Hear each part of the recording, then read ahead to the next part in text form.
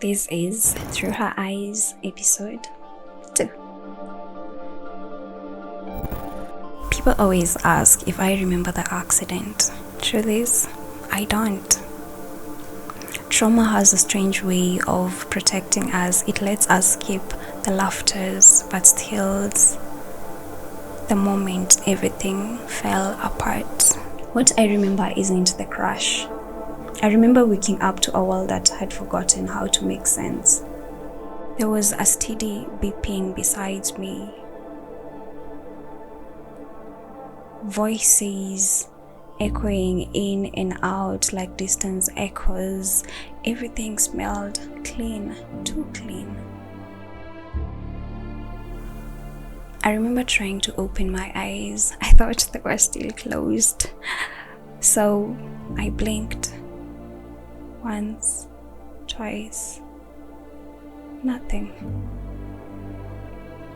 Nothing changed. It was dark. I frowned. Maybe it was still night. Maybe someone had switched off the lights. Maybe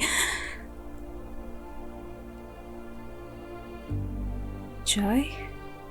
Mom? A gentle hand held mine. It was my mother's hand. Her voice soft, gentle, and fragile. If my mother was here, then everything was okay. That is what every child thinks. I squeezed her hand. My head hurts. I know. My arms hurt too. I know. I smiled weakly. I guess I'm not going to school today. She laughed, or maybe she cried. Sometimes it's hard to differentiate the two. I turned towards her voice. Where's Dad? Silent.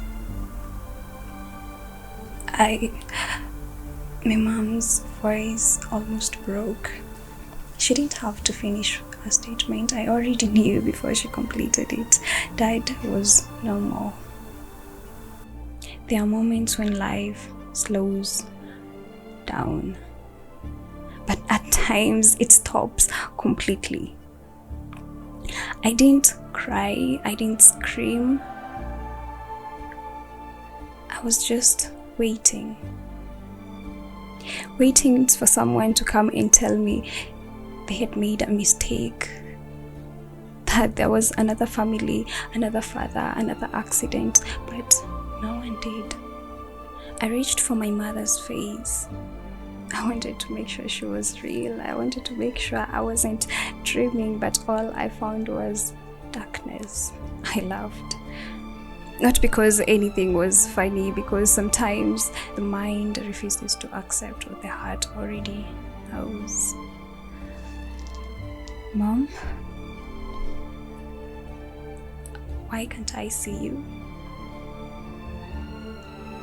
Silence. Mom? Why can't I see you? The doctors. No, not the doctors. I didn't want the doctors. I wanted my mother. Mom?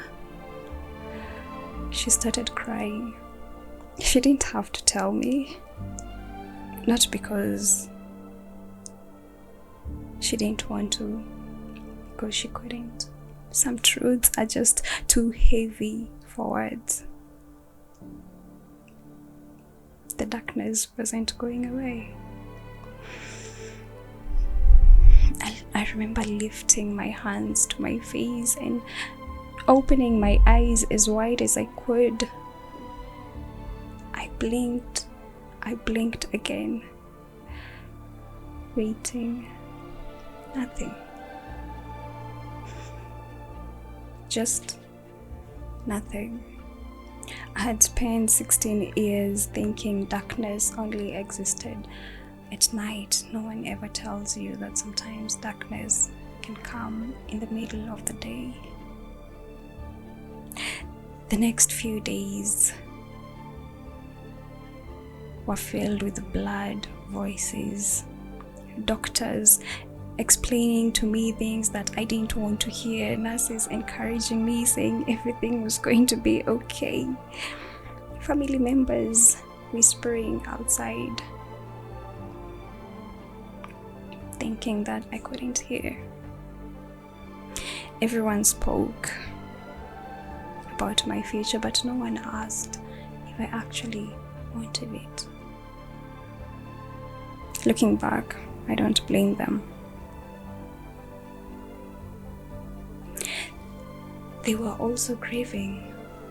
My mother had lost the love of her life, the person she wanted to grow old with. Anne had lost her father, the man she danced in the kitchen with. And I had lost the last face I would ever see. People think blindness was the hardest thing I had to accept. No, it wasn't. The hardest part was believing that life was waiting for me. At the time, I couldn't imagine why. See you in episode 3.